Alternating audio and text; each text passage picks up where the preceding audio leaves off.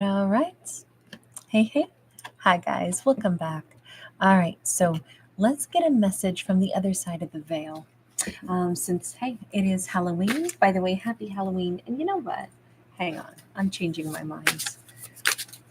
So, obviously, around Halloween, they say the veil is thin, right? So, we'll kind of ask, like, is there an ancestor on the other side? Is there a message coming through the cosmos? Is there something that is trying to convey, like, a message of support, a message of even like subconscious? I would look at the veil as the energy realm, not necessarily ghosts, but for this fictional storytelling, it's kind of like with the intangible, and to me that can represent the subconscious, that can represent the energies of the guides that we maybe feel still connected to, or the ancestors. We have a Six of Swords and we have the World. Very nice. This could actually be a message from not only the ancestors, but very specifically somebody could have an ancestor that is Australian Aboriginal. um, It's a very ancient culture that's been here on Earth. Very fascinating culture from what I've read, although I've never visited Australia, but would dearly love to. Um, but in their folklore, from what I've read, if they say that they were always here, and indeed their origin story goes back, gosh, I think 300,000 years. But don't quote me on that. I'd have to look it up. I remember being very impressed with so much of what I read. So what I would say is that this is like, um, if this is a message from the other side of the veil, and we see the cosmos, the stars here, let's say either we have an ancestor coming on in with a very soothing message, or we literally have a message coming from an ancestor that comes from the stars. And of course, we are all made of stardust, right? Every terrestrial element here on Earth is made in the stars. When a star, gets busy fusing, helium, hydrogen, um, as it gets heavier and heavier and goes up the table of elements, by the time it gets to about iron, it gets too heavy, and the star implodes on itself, and then explodes outward and seeds the cosmos with more little star babies. But those that that fusion that's going on is actually producing all those other elements that we have here on Earth. So the stars are creating the same stuff that our planet is made out of, and that we're made out of. So yes, we are stardust. But this feels really lovely. Like there's a message coming through either from the cosmos, so maybe not necessarily a terrestrial, ancestral lineage, but let's say it comes from even beyond that, from wherever our origins are in the cosmos. But the message here is to kind of like find a way to be more peaceful, to know that this planet that we're on, this is our home, right? We have somebody sleeping, and it's like we are still all children of the stars.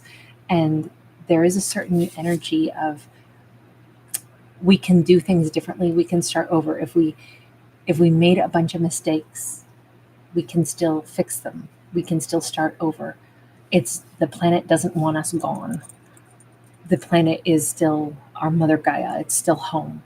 And it feels like there's this message coming in from the other side of the veil that says, be at peace, sleep better, be calm, you belong here. This is the planet, and the planet still welcomes us.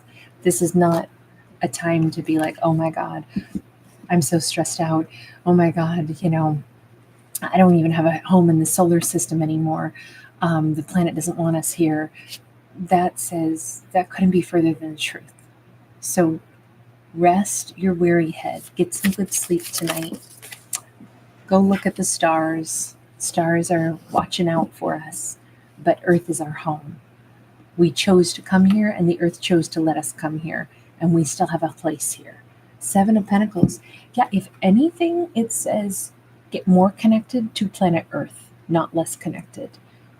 get more connected to the world, start working with Mother Earth, start, like recognizing we're not supposed to leave. We're not supposed to feel like we're getting, evicted. Start working with Mother Earth, spend more time with plants and growing things. That's where our like sense of meaning and our like peace will also come from. Page of Pentacles. Very nice. Even a little teeny tiny first step forward. I don't know if somebody's going to see a lizard today, and that lizard is also like a little symbol, a symbol of like the earth expects us to be trying to, feed ourselves and eat, and but at the same time, we're part of a bigger ecosystem, and everything has its place. Every creature has a purpose. Us humans do, the flies do, the butterflies do, the lizards do. Everything has its purpose. So there's this real sense of like starting to invest a little bit more in and feel more stable. Like we're not going to be without the ability to still be here and be successful. Three of Wands. Three of Wands is like we do want to plan for any journey, right? And life is a journey, and the planet that we're on is turning, and everything is changing, of course. But this isn't a ship out at sea. Tides come in and out, and there's actually a system to it, right? We can see the lunar cycle. We can look at the chart of tides, high tides and low tides. It's actually quite predictable. And it just says plan for the future by knowing that there is a future, knowing that some things that are stressful, a really difficult moment in history, a really difficult moment in time, that's going to pass. The best thing we can do during difficult moments is keep investing right now in our present, because ultimately it's like, okay, let's put it this way. We need to make snacks for our weekend trip. So we need to do some prep right now. So we go ahead and we go grocery shopping, and we maybe, put together some snacks, and we look at our budget, and we make sure that we're picking good snackies that are affordable and stuff. And we do a little pre-planning, but we know that trip's coming and we'll be ready for it. It just says that on one hand, it's like there's not too much to be overly stressed about. It says let go of the stress and be connecting more right now to this point in our lives. We're supposed to be here. We've got things to do. And to not fear the future either, because the future it's as repetitious as, the lunar cycle. Things have always ebbed and flowed, and that is a big part of human life. Things come in and out of trend. We have a 10 of Cups. I think this is a message meant to take fear away and to get our character remembering that we're on this earth and we're here to stay. And we actually, of course, we'll have ebb and flow. We'll have, but if you look at the cycles, there will be something more predictable. And what's also guaranteed is that we have a lot of happiness. This is not to say, oh, we don't have to be responsible, or we don't have to be mature or use our time wisely. If anything, this is encouraging us to really work. But work with a sense of joy, because what we work for is to make our future better. And a difficult time in history will pass, or a difficult moment on earth will pass. And we will continue on, and there will be joy. It says to relax more, but then also to keep working on things that matter, and to stay really connected to our planet, to stay connected to home, stay connected to what we do as humans. We hopefully enjoy life as only humans can. We fall in love, we dance, we make music, we create. None of that should stop. That's, especially nothing should stop just because we're stressing. That's when we maybe most need a little more rest and a little bit more like doing something that we can see progress in will get our character grounded. Getting more sleep, doing something that they can see progress in, planting a tree, getting outside more, being in nature, spending time with somebody whose company we enjoy. All that like grounds us and reminds us that we're supposed to be here and that there's a lot of good here. And then not fearing the future, but instead celebrating. Like, of course, there will be ebb and flow. Of course, the future, will bring in some ship that'll sail in and then the tides will take that away again. But let's enjoy every moment because all of this is supposed to be an enjoyable adventure. It's not supposed to be feared. And I think that gives our character a sense of peace as well as a sense of like, yes, you have a responsibility to be engaging and to be doing something good and staying connected to this world. But on the other hand, you're also supposed to not stress out too much and you're supposed to love your life and enjoy every moment of joy that you can possibly, like as a human, there's so many good things we can do. We learned how to make delicious food. Other animals don't cook, only we do. We can, create all kinds of fabulous recipes. We create music.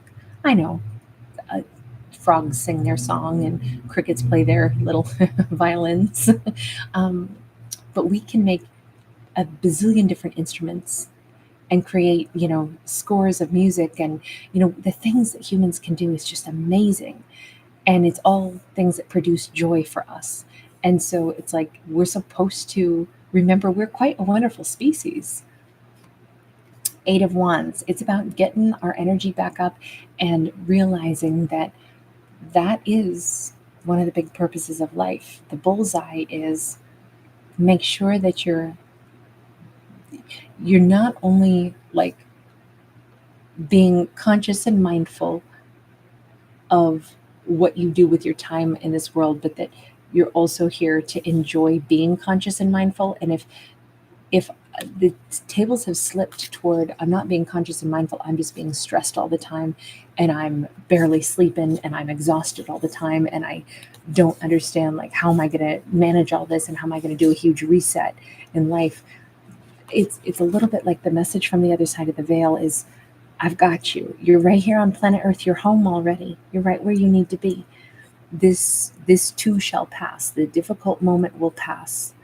Find something right now that is beautiful. Revel if you can take a nap right now. Take a nap and it might feel different when you wake up. If there's somebody whose voice you love, call them and listen to their voice just to tell them, I just like your voice. If there's somebody that you want to dance with, a perfect stranger or a lover, it's like those are the things that will get our character grounded again. And I feel like this is it's like such a supportive message, but it gets our character back on track. Our character has never been off track. They're right where they're supposed to be. This is like you are living your best life, but right now our character is like stressing. And this is the universe, yeah, Nine of Swords. This is the universe saying, when you get really stressed out, start thinking about your dreams, the wishes that you have, the hopes that you have. Don't think about all the things in front of it or all the worries about what might, be out of my control or what problems I might be facing. This says, go back and think about the dreams that we have, the wishes that we have, the things that we'd like to do. That might be a better bedtime story to tell ourselves than worrying about all the obstacles, because to a certain extent the universe says there's so much that will ebb and flow in and out of our lives, so much that we will create or find ways to solve problems or things that we won't expect that will pop up in our lives that will be a huge bonus to us, things that we might call miracles, but in fact it's just like the universe is like the whole thing's a freaking miracle. You guys, you're on this planet and you're these human animals that can do things other animals don't do, and it gives you great joy, and you're in this beautiful world, and it's all magic. The fact that you're here at all is all magic. So remember more of the magic and less of the stress, because some of the stress is actually nonsense. We have the Ace of Wands and we have the Knight of Pentacles. This also says our character has a really long life ahead of them. Like they haven't even scratched the surface of this yet. And it's like, you best start thinking about all the stuff you want to still do. because you got a whole bunch of years to fill. And it would be better to spend your time at night thinking, oh my God, I'm going to be alive for how many more years? Am I going to run out of things I want to do? That would be a better way to stress. Not that the universe wants our character to stress at all, but the message from the cosmos or from the star seed or from whomever the ancestor is sending this in through the veil, it's like, darling, you have so much life still to live. You're going to have to start making a list of all the things to do to fill your time. What are you passionate about? What do you want to create? Because you've got stuff you haven't even touched yet that are gifts that you possess that you could turn into something. You're here to be a creator. So you need to get busy using your thoughts, not for stress, but to start thinking about what can I contribute? What can I do with my ideas, with my words, with my art, with my unique traits that I possess, or my talents, or the things that I want to learn. What am I motivated to create? Because you have many, many years ahead of you. And you're going to get bored unless you keep yourself active. It's not enough just to dance and have a good time. You want to do something. That might even be partly why you're stressed. But you want to do something beautiful. You want to do something that is you creating. Well, in this case, we have this little heart up here. You creating something that you could love. Love about your life. Love about what you're going to be doing. This was probably like the greatest message I could have hoped that we would get. I didn't know what to expect when we were going for a message from the other side of the veil. This probably goes down in history, one of my all-time favorites, because I feel like this is such a this card to end here with that Ace of Wands and the Hand of the Divine tapping us, saying, you got this beautiful brain and you got all these things you want to do, and you have tons of time to create, but you're going to get bored, and then you're going to get stressed wondering what your purpose is. You already know your purpose is inside of you. You have this gift, you have these talents, you have inspiration, and you can create a better world, and you have tons of time to do it. So learn what you need to, study what you have to, creatively, start keeping that journal, write down every awesome idea that comes to you, whether it's to solve a problem or write down the world you want to live in, picture what you want to change, picture what you want to, what patterns you want to come up with, but be engaged, because this is where some of the frustration's coming from. Is like, our character has tons of stuff that they want to create that they haven't created yet, and they're kind of restless and bored, and it's stressing them out, feeling like they don't have power, and the universe is like, oh my God, you have so much time and so much power and so much creative energy. So you're going to be bored unless you let yourself start, like leaning into all of this and enjoy doing it. This is what you're here to do. I love this one. You guys, thank you so much for being here. Thanks for hanging out with me. Lots of love. I will see you guys again. By the way, we did do an adventure series, or are working through it right now. We'll have every zodiac done by like middle of the day on Halloween. So if you're looking for your zodiac for the adventure storyline, you will find it. All right, take care. Bye.